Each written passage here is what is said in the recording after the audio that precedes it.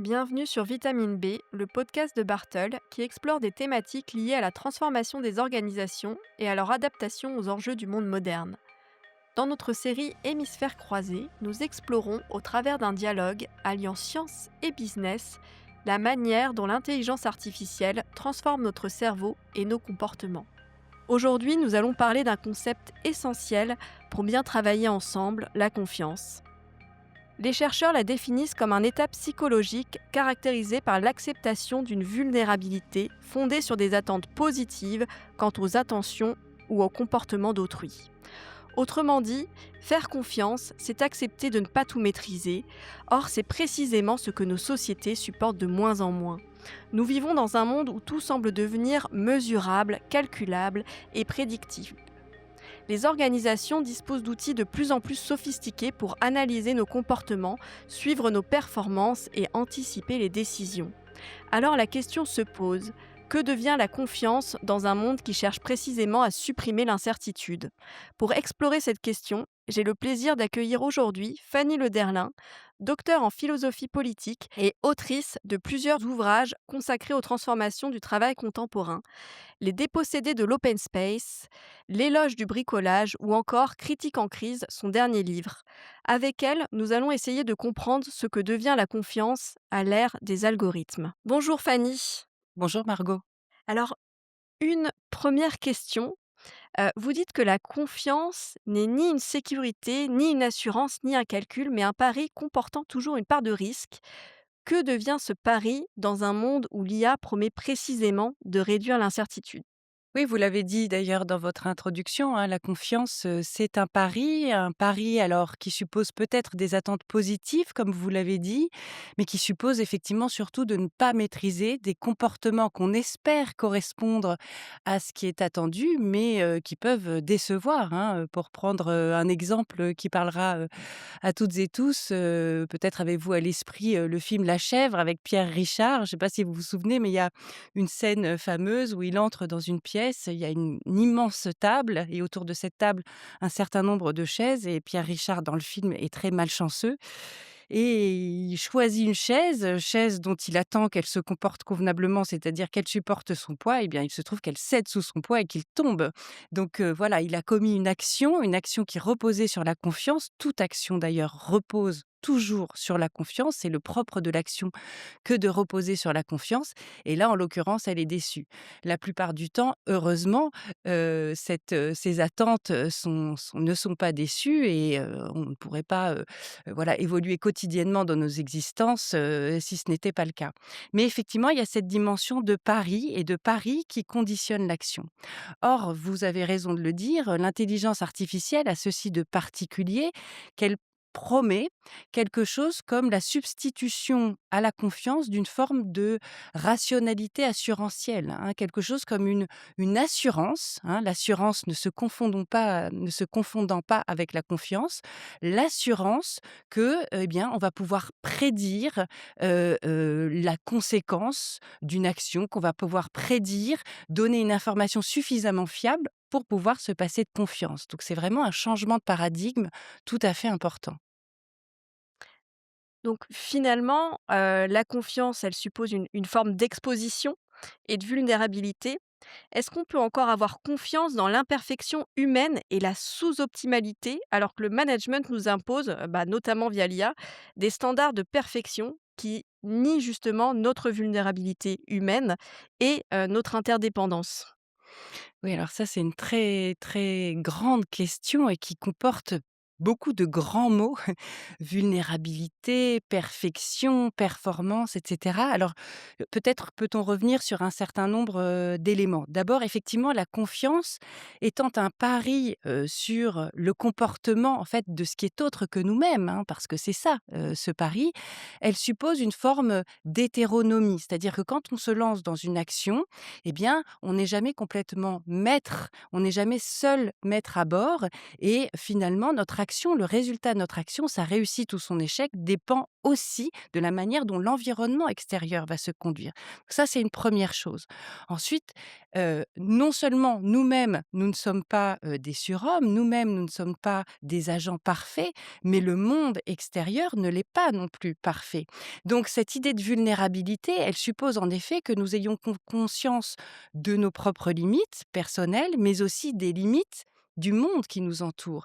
Limites à la fois des autres agents, autres êtres humains par exemple, mais aussi autres êtres vivants, mais aussi des limites matérielles du monde, d'accord? Qui, encore une fois, donc, peut se comporter de manière plus ou moins fiable, de manière plus ou moins, heu, parfaite. Et d'ailleurs, pour revenir à cette notion de perfection, le monde, et à commencer par la nature, n'a rien de parfait. Au contraire, c'est l'imperfection, qui caractérise ce contexte dans lequel se situe l'action. Ce qui m'amène à dire, et vous avez raison d'évoquer, le management et l'idée que le management vise sans cesse à une forme de performance qui peut s'apparenter à de la perfection. Or, la visée de la performance, la visée de l'optimum, même si elle est tout à fait compréhensible du point de vue intellectuel, finalement peut s'avérer assez contradictoire avec l'action qui se déroule dans le monde vivant. Je m'explique. Dans le vivant, ce n'est pas la performance qui est le plus efficace, ce n'est pas la perfection qui est le plus efficace, mais au contraire une certaine forme de robustesse ou même de médiocrité. Hein, si on s'intéresse une seconde à la question de l'évolution, la théorie de l'évolution de Darwin que chacun a sans doute à l'esprit, eh bien, on se rend compte que quand le vivant mute, eh bien, cela se passe à la suite d'un certain bon, au moment de la reproduction, si vous voulez, où en fait, il y a une reproduction du code génétique dans lequel apparaissent des erreurs. Ces erreurs permettent aux êtres vivants, de génération en génération, de muter en s'adaptant aux évolutions du contexte extérieur. S'il n'y avait pas ces erreurs, si donc il y avait une perfection dans la copie du vivant, alors il ne serait pas possible d'assister à cette forme d'adaptation qu'est l'évolution biologique. Si on le transpose ensuite dans nos vies professionnelles, par exemple, eh bien, on peut se dire que pour agir dans un monde incertain, bien plus que la perfection, bien plus que l'optimum, ce qu'il faut, c'est privilégier la robustesse, c'est-à-dire la capacité à être un peu bon partout, un peu bon voulant dire aussi un peu moyen, hein, de manière à nous adapter en fonction des changements qui arriveraient dans l'environnement de la manière la plus efficace possible. Vous voyez qu'il y a 2 notions comme ça qui peuvent s'opposer. Aujourd'hui, finalement, je rebondis sur ce que tu dis par rapport à la biologie, cette capacité d'adaptation. Pourquoi, tu penses qu'aujourd'hui on a tellement besoin finalement de réassurance, avec l'IA, et pourquoi on a tellement besoin de tendre vers la perfection qui est peut-être pas finalement le meilleur modèle, pour, à la fois nos sociétés et nos entreprises? Alors, pourquoi? Ça, il faudrait peut-être poser la question à des cognitivistes ou à des neurologues. J'imagine qu'il y a quelque chose dans la recherche de l'assurance, dans la recherche de la sécurité qui correspond voilà, à un besoin chimique, hein, neurologique. Bon, enfin, en tout cas, c'est une hypothèse que je laisse ouverte parce que c'est vraiment pas, mon domaine. Ce qu'on peut peut-être se dire, c'est que vivre avec l'incertitude, vivre avec des questions ouvertes, vivre avec, une ouverture à une forme de vulnérabilité, d'un point de vue existentiel, c'est pas très agréable, hein. Mmh. C'est une forme, je dirais, d'existence un peu précaire, hein, qui suppose d'avoir une endurance. On pourrait parler, de capacité négative, pour reprendre l'expression, d'un psychiatre qui s'appelle Adam Phillips, qui a écrit un livre très intéressant qui s'appelle «3 capacités négatives», et dans lequel il pose cette thèse, hein, selon laquelle, eh bien, le fait d'être capable d'endurer une forme de négativité est très importante pour le développement psychique, je dirais, le plus sain possible. Il cite d'ailleurs, 3, capacités négatives. La première, c'est la capacité à endurer l'embarras Vous savez, l'embarras, alors il prend un exemple, il dit, quand on croise un clochard dans la rue, voilà, c'est embarrassant, il faut faire avec ça. C'est quelque chose qui ne nous lâche pas vraiment, hein, qui est là, sur lequel on peut pas tellement agir, mais qui est présent. Il prend aussi un autre exemple qui est celui de l'enfant, capricieux ou de l'enfant difficile plutôt. Oui, c'est pas capricieux, c'est l'enfant difficile, hein, auquel on trouve pas de solution, encore une fois. Le deuxième exemple qu'il prend, c'est le fait de se perdre. Voilà, savoir se perdre, c'est aussi une capacité existentielle très importante parce que parfois, c'est quand on se perd que finalement on finit par trouver autre chose que ce que l'on cherchait, hein, donc c'est très important. Et puis, la dernière, c'est l'impuissance, hein, savoir se confronter à son impuissance, c'est-à-dire par moment, ne pas avoir de réponse à une question posée. Et ça, en philosophie, c'est déterminant, c'est très important et vous voyez que on n'est pas si éloigné que ça de notre sujet qui est l'intelligence artificielle. L'intelligence artificielle est absolument incapable de ces 3 expériences de la négativité que nous venons de décrire, hein. Quand elle ne connaît pas une réponse à une question, l'intelligence artificielle hallucine une réponse, elle n'est pas capable de faire face à la négativité. Donc il y a là quelque chose qui est effectivement de l'ordre de notre condition existentielle fondamentale, qui est douloureux, mais avec lequel il est très important de savoir vivre et penser. Dans nos organisations, finalement, donc on a besoin, de ce sentiment de réassurance et on aime bien, nier, justement, cette négativité. Et c'est pour ça qu'on s'appuie, notamment sur des indicateurs, des modèles et qu'on a tendance à utiliser à outrance, les outils, d'intelligence artificielle. Mais à partir de quand cette logique, transforme-t-elle la confiance en simple adhésion à ce qui fonctionne? Oui, bah, c'est l'un des, je dirais l'un des enjeux et l'un des écueils possibles peut-être, à l'usage de l'intelligence artificielle. Heu, vous avez terminé votre question sur ce verbe fonctionner, hein, fonctionner, le fonctionnement et le principe du fonctionnement et de l'efficacité me semble être, les grands principes de notre époque, en fait, hein, et des principes qui ne sont pas forcément questionnés. C'est-à-dire que j'ai l'impression que nous vivons, un temps où, la notion d'efficacité va de soi et où dès lors qu'une innovation technique, par exemple, ou une innovation managériale, une invention, que sais-je, vont dans le sens de l'efficacité, alors elles sont automatiquement considérées comme bonnes. Or, ce principe de l'efficacité, ne se confond pas avec le bien, ne se confond pas, avec, la vie bonne au sens éthique du terme et ne se confond pas forcément d'ailleurs avec le bien de l'entreprise non plus. Donc il me semble déjà, c'est peut-être un 1 champ d'exploration qui serait intéressant à chaque fois que cela est possible de questionner ce principe de l'efficacité et ce principe du fonctionnement pour peut-être le mettre au regard de quelque chose qui peut être plus grand, y compris en entreprise, qui est la question de la finalité. Au nom de quoi agissons-nous? Hein? Alors, il peut y avoir des finalités intermédiaires, par exemple, faire du profit, bon, très bien. Et il peut y avoir des finalités un peu plus hautes, par exemple, eh bien, avoir un impact positif sur la société, je ne sais pas moi, créer des emplois, limiter, nos, émissions de CO2 et cetera et cetera. Donc, il me semble toujours intéressant, même quand on réfléchit à l'usage de l'outil, qu'est l'intelligence artificielle, de ne pas s'arrêter en effet au principe du fonctionnement pour se demander systématiquement s'il n'y a pas d'autres finalités au nom desquelles on pourrait ou non décider de l'utiliser. Voilà.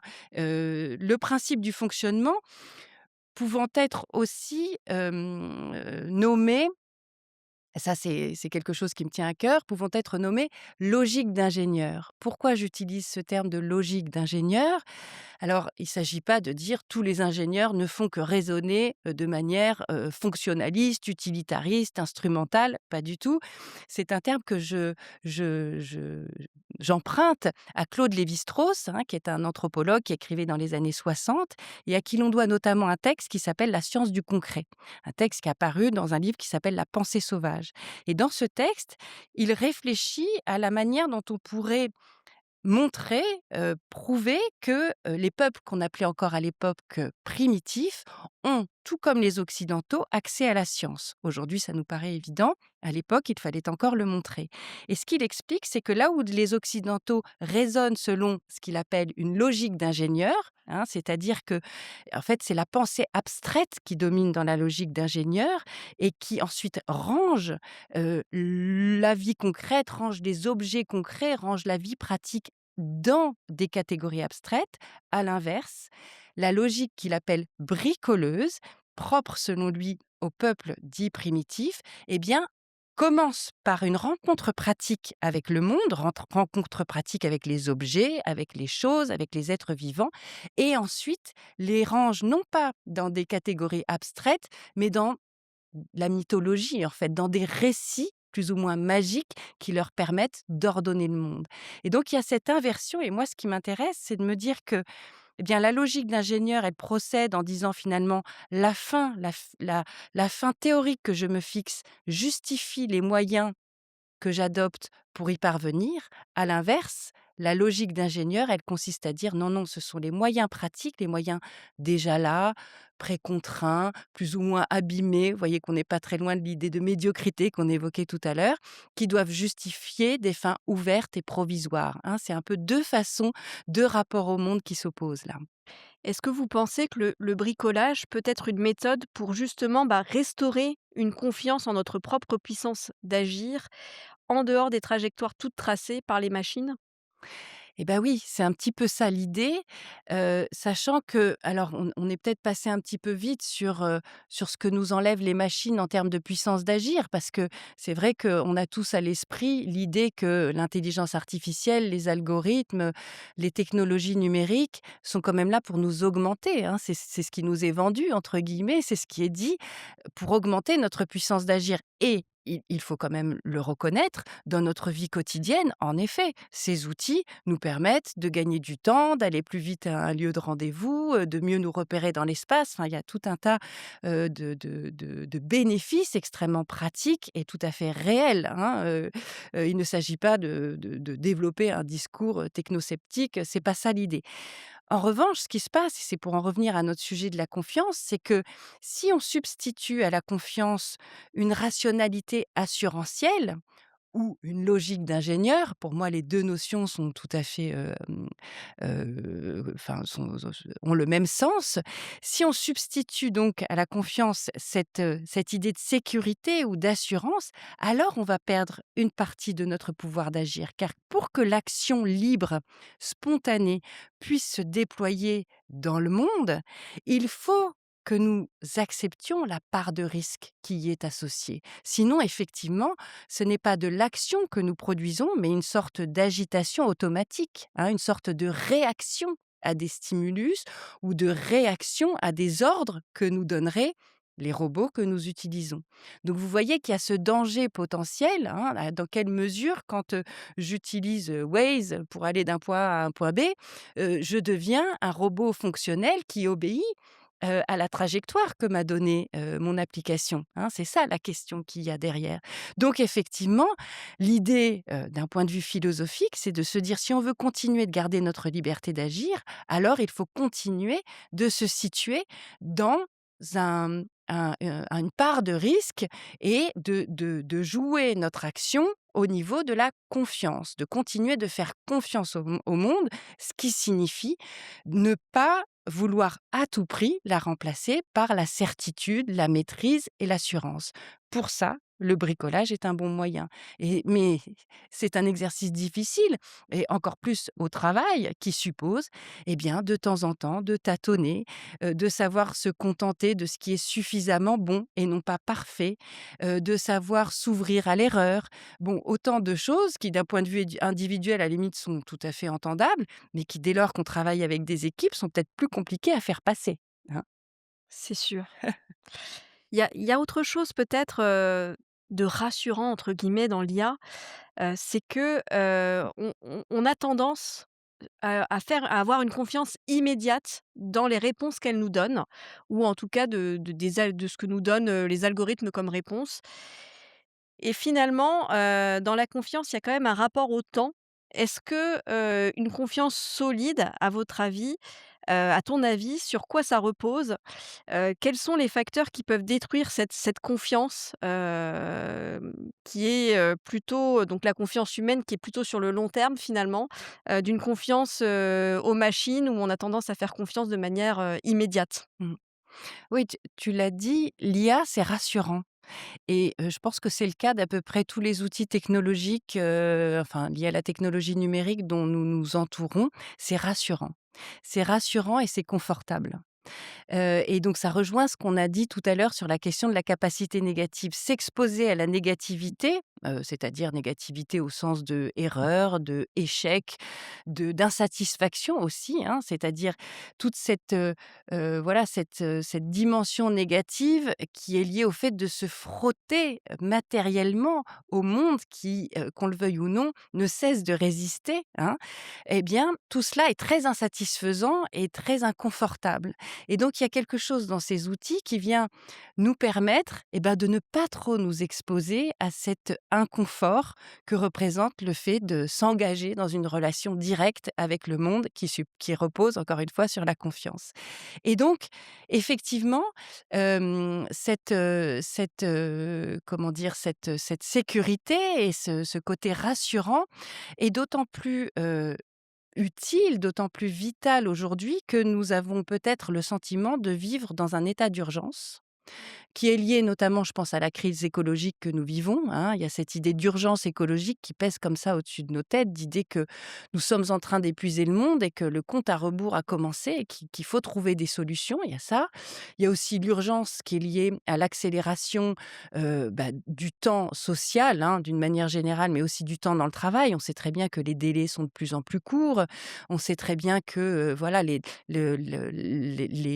cycles de vie des produits que nous fabriquons sont de plus en plus courts. Donc effectivement, il y a cette idée d'urgence. Et dans l'urgence, on est tenté de se dire, ce qu'il faut, c'est agir. Agir plutôt que penser, hein, c'est un peu ça le sous-entendu. Et donc, plutôt que de s'ouvrir aux questions, l'évoquais aussi tout à l'heure, plutôt que de prendre le temps de vivre avec les questions, hein, tant qui est nécessaire si on veut vraiment s'en saisir et les penser et les décortiquer, on préfère arriver tout de suite à la réponse. Or, l'IA nous propose exactement ça. À toutes les questions que nous posons, elle a des réponses. Et donc, il y a voilà, cette grande facilité d'usage qui consiste à se dire j'ai pas le temps, je vais demander à une IA et elle va me donner une réponse. Le problème, c'est que cette réponse, elle a une forme d'autorité. C'est pas tant qu'on fasse confiance à l'IA, il me semble. En tout cas, si on reste sur la définition de la confiance sur laquelle on s'est mises d'accord toutes les 2. C'est pas tant qu'on lui fasse confiance, c'est qu'elle a de l'autorité, hein. On a l'impression alors ça aussi, j'aimerais bien que, des psychologues ou des neurologues, nous éclairent là-dessus, mais, heu, étonnamment, cet objet, quelle que soit la forme qu'il prend, a plus d'autorité à nos yeux que n'importe quel autre collègue, y compris un collègue dont on respecterait l'expertise, qui nous donnerait une réponse. Quand on s'adresse à un collègue pour, lui soumettre un problème qu'on a, dans notre travail quotidien. On va écouter, son conseil et ensuite, on va un petit peu le mettre en balance, le critiquer, voilà et puis décider soit de l'appliquer, soit de ne pas l'appliquer.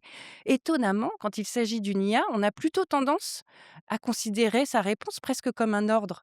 Donc il y a quelque chose là-dedans, qui est, assez mystérieux, intéressant, je pense, mais auquel il faut vraiment prendre garde. En tout cas, on accorde beaucoup plus de rationalité, à certaines IA qu'à certains humains, bizarrement. Une dernière, question, heu, comment on peut distinguer finalement une confiance, véritable d'une dépendance confortable à la machine? C'est un petit peu ce qu'on vient de dire, hein, dès lors que le mot confort surgit, quelque chose devrait s'éclairer, dans notre cerveau et nous indiquer qu'il y a peut-être la menace d'une forme de dépendance. Hein, je pense justement que, c'est ce confort que permet l'IA et plus largement que permettent les outils, de technologie numérique qui, nous endort d'une certaine manière, hein, et nous, enferme dans une sorte de cage où, plutôt que d'agir, nous préférons, réagir de façon plus ou moins automatique numérique, sans que cela, eh bien, nous expose aux déceptions possibles que recèle, l'action libre. Donc effectivement, je pense qu'il y a là, dans cette dimension de confort, dimension de fluidité, de facilité, de rapidité d'exécution, quelque chose qui devrait nous alerter sur le fait que, ben, on n'est peut-être pas dans un chemin complètement éthique, en tout cas pour ce qui concerne, l'action libre. C'était ma dernière question. Est-ce que tu avais envie d'ajouter quelque chose? Ou est-ce qu'on a tout dit? Écoute, j'ai l'impression on n'a certainement pas tout dit. On a En fait tout qu'effleurer le cas, sujet, en tout mais cas, mais les mais idées principales, je pense qu'il y a quand même de quoi réfléchir. je pense aussi. Pour conclure, donc les algorithmes nous promettent de réduire les risques, d'optimiser nos décisions et de rendre le monde plus prévisible et donc plus rassurant. Finalement, c'est ce qu'on se dit. Mais une organisation et une société, hein, on peut voir plus large, entièrement gouvernée par le calcul, c'est aussi une organisation et une société sans pari, sans confiance et peut-être, à terme, sans liberté. La question reste donc ouverte dans un monde de plus en plus automatisé. Quelle place voulons-nous encore laisser à la confiance? Merci beaucoup Fanny Lederlin pour cet échange et merci à vous d'avoir écouté Hémisphère croisé, le podcast disponible sur toutes les plateformes, Spotify, Deezer. N'hésitez pas à vous abonner et à partager ce podcast si vous l'avez aimé.